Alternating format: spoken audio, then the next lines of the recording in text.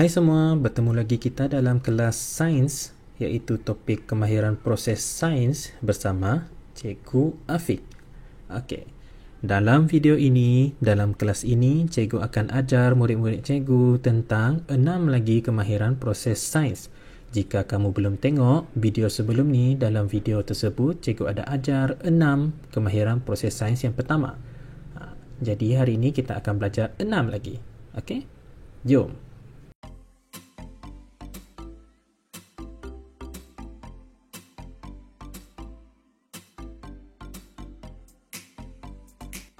Okay, ini merupakan 6 kemahiran proses sains yang lepas dalam video hari itu cikgu ajar, iaitu kemahiran memerhati, mengelas, meramal, membuat inference, berkomunikasi dan mengukur menggunakan nombor. Jadi pada hari ini 6 lagi kemahiran proses sains yang kita akan belajar, iaitu menggunakan perhubungan ruang dan masa. Baca yang warna kuning ya. Mentafsir maklumat, mendefinisi secara operasi, mengawal pemboleh ubah, membuat hipotesis dan juga mengeksperimen. Yang warna putih itu dia adalah definisi dia. Cikgu tak akan sentuh sebab cikgu akan terangkan satu persatu. Okey. Yang nombor 7 ataupun yang pertama, menggunakan perhubungan ruang dan masa. Okey. Bagaimana kita ingin menggunakan perhubungan ruang dan masa? Yang penting kena ada 3 ni. Kamu tengok tu UPM kan? U adalah ubah, memerihalkan perubahan. P adalah parameter, menggunakan parameter. M adalah masa, mengikut urutan masa. Kena ada sesuatu yang berubah, kena ada parameter. Parameter ni adalah ciri-ciri ataupun perkara yang kita boleh ukur, kita boleh lihat. M masa adalah perubahan masa. Okey. Kita terus kepada contoh iaitu ais. Semua boleh tengok ais dekat skrin? Okey. Apa kemahiran menggunakan perhubungan ruang dan masa yang kita boleh gunakan di sini? Okey. Apabila masa bertambah, saiz ais semakin mengecil. Apa kaitan dengan UPM tadi? Sini cikgu terangkan. Okey, mengikut urutan masa adalah apabila masa bertambah. Masa bertambah, kan? Saiz ais pula menggunakan parameter. Parameter ais di sini adalah saiz dia. Dan juga semestinya adalah apa yang berubah. Semakin mengecil. Saiz dia semakin mengecil. Kita kena bagi tahu perubahan dia. Perubahan dia itu semakin mengecil. Yang seterusnya adalah mentafsir maklumat. Mentafsir maklumat ni adalah memberikan penerangan yang rasional tentang objek, peristiwa atau pola daripada data yang dikumpulkan melalui eksperimen kita. Okey. Kita terus kepada contoh. Kamu nampak di sini ini adalah gambar rajah.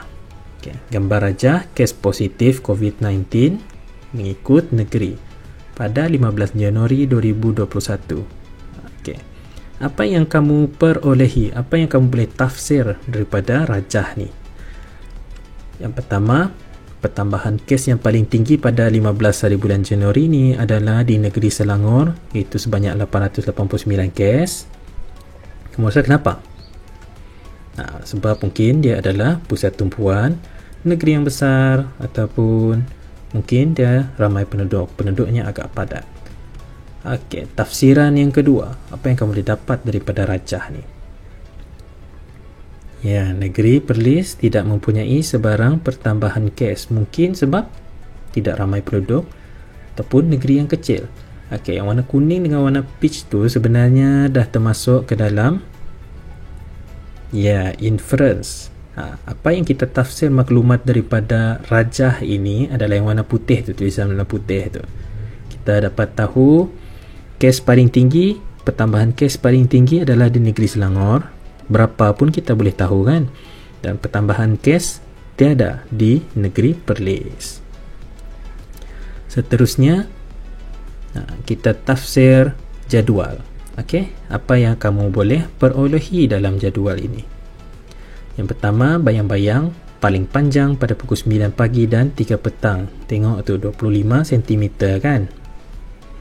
Yang kedua adalah bayang-bayang paling pendek pada pukul 11 pagi dan 1 tengah hari. Sebab apa? Matahari berada di zenit, iaitu tegak di atas kepala. Masa ni lah yang panas tu, tengah hari tu kan. Okey, sebenarnya dalam sains, dalam eksperimen, apa yang kita tafsir kebiasaannya adalah daripada gambar rajah, jadual, graf dan sebagainya. Seterusnya adalah mendefinisi secara operasi. Okey, bagaimana kita ingin mendefinisi secara operasi?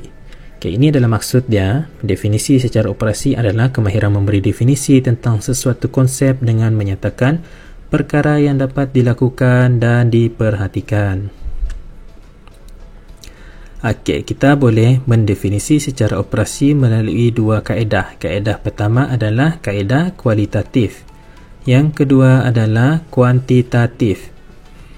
Okey, kaedah kualitatif ni kita tidak perlu menggunakan nombor.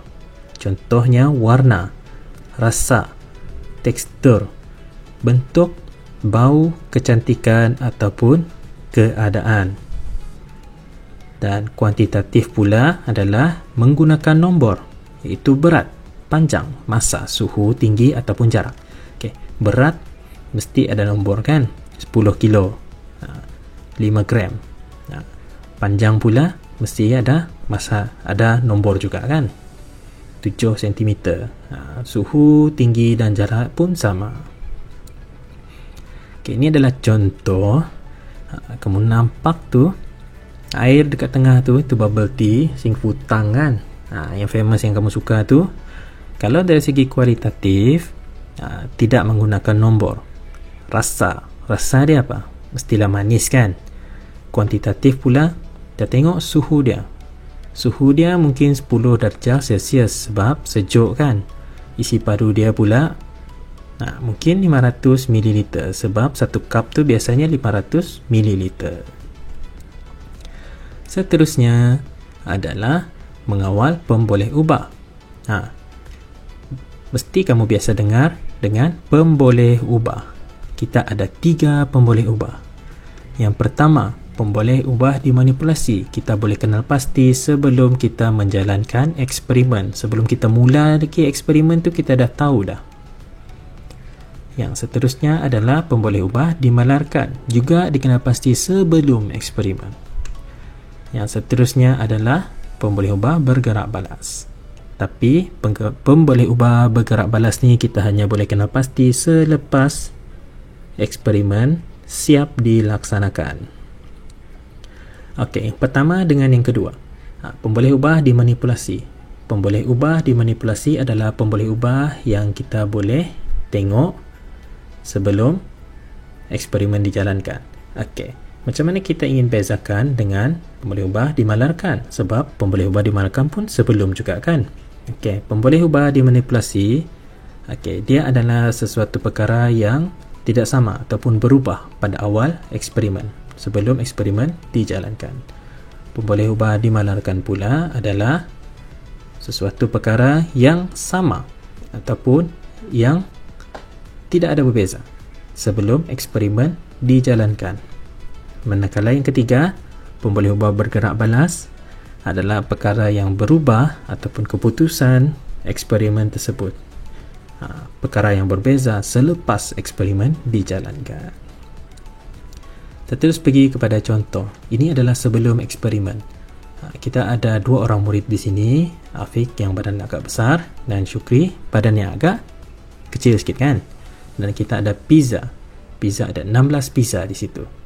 Okey, ini adalah sebelum. Jadi untuk sebelum kita boleh kena pasti berapa? 2 ni.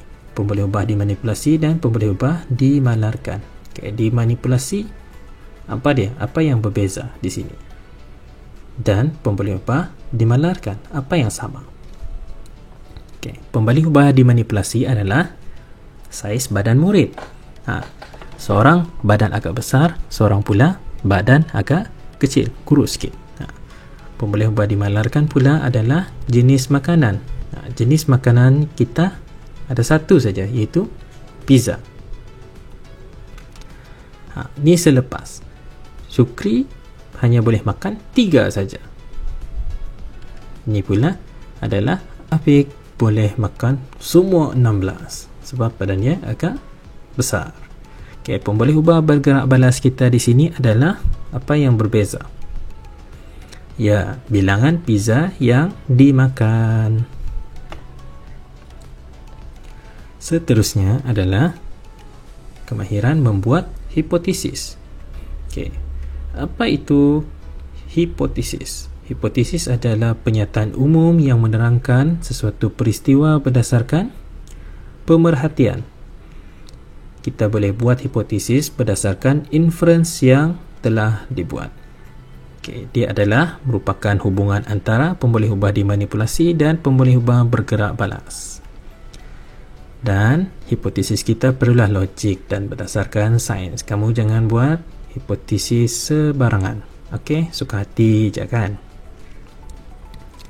Okey, ini adalah teknik membuat hipotesis berpola. Okey. Dia ada dua situasi di mana situasi pertama adalah berpola.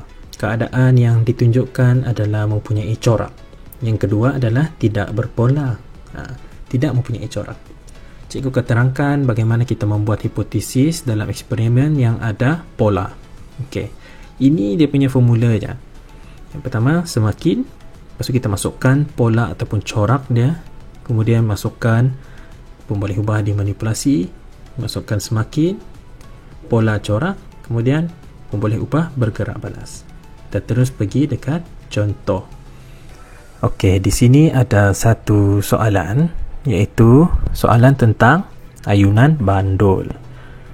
Okay, dalam eksperimen di bawah, sebuah bandul yang berjisim 30 gram diayun dengan menggunakan panjang tali yang berbeza selama 30 saat. Okay, kita ada bandul P, Q, R dan S. Okay, daripada jadual tu, kita boleh tengok panjang tali bagi setiap bandul dan bilangan ayunan bagi setiap bandul yang berbeza panjang tali. Okey, yang pertama kita perlu kenal pasti apa pemboleh ubah dimanipulasinya. Okey, pemboleh ubah dimanipulasi apa yang berbeza? Panjang tali. Ya, cikgu tahu bilangan ayunan pun berbeza. Tetapi kita tengok pemboleh ubah bergerak balas, kita hanya boleh kenal pasti selepas eksperimen dijalankan. Okey, bilangan ayunan kita tidak boleh kena pasti dia ataupun kita tidak boleh tahu dia sebelum kita jalankan eksperimen. Okey, jadi ia adalah termasuk dalam pemboleh ubah bergerak balas, iaitu jumlah ayunan bagi 30 saat. Okey, apa hipotesis yang kita boleh buat? Kita guna formula tadi. Okey, semakin pola corak dia apa? Bertambah panjang tali, sebab panjang tali adalah dimanipulasi. Semakin berkurang jumlah ayunan bagi 30 saat. Dan kita masukkan saja dalam formula tadi. Seterusnya adalah teknik membuat hipotesis tidak berpola ataupun tidak bercorak. Apabila pemboleh ubah dimanipulasi fakta, maka pemboleh ubah bergerak balas fakta. Kita terus pergi dekat contoh. Ini adalah contoh soalan, iaitu rajah di bawah menunjukkan sebuah penyiasatan tentang keperluan tumbuhan. Pokok A diletakkan di dalam sebuah kotak gelap bagi menghalang kehadiran cahaya matahari dan pokok B diletakkan di luar rumah supaya mendapat cahaya matahari. Eksperimen ini telah dijalankan selama seminggu. Pemboleh ubah dimanipulasi dia adalah kehadiran cahaya matahari. Pokok A tidak ada cahaya matahari, pokok B ada. Tapi bergerak balas selepas seminggu. Keadaan pokok selepas seminggu, layu ataupun segar, ataupun subur ataupun tidak subur. Okey, bagaimana kita ingin membuat hipotesis? Gunakan teknik tadi juga. Okey, apabila pemboleh ubah dimanipulasi kita iaitu cahaya matahari hadir, maka keadaan pokok selepas minggu lebih subur. Okey, mudah, itu sahaja. Yang terakhir iaitu mengeksperimen. Mengeksperimen adalah kemahiran merancang dan menjalankan penyiasatan untuk menguji sesuatu hipotesis dengan mengumpul dan mentafsir data bagi membuat sebuah kesimpulan berdasarkan eksperimen. Sini cikgu akan ajarkan langkah-langkah merancang eksperimen. Yang pertama, kita perlu kena pasti masalah. Untuk menjalankan sebuah eksperimen, kita perlu kena pasti masalah apa yang kita ingin kaji. Yang kedua, membuat hipotesis. Kita sudah belajar tadi macam mana untuk membuat hipotesis.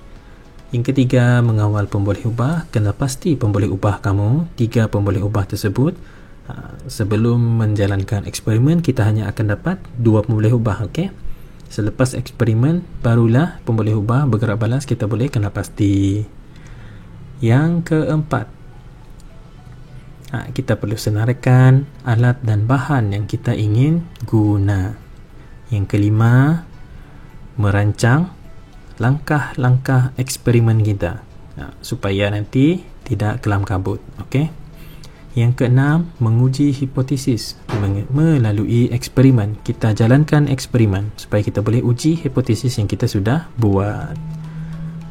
Yang ketujuh, mengumpul dan mentafsir data. Apabila sudah dijalankan eksperimen, sudah dijalankan, kita akan kumpul dan tafsir data yang kita perolehi. Dan yang terakhir adalah membuat kesimpulan tentang apa yang kita telah laksanakan tadi. Cikgu rasa itu sahaja dari cikgu kali ini. Sekian, terima kasih.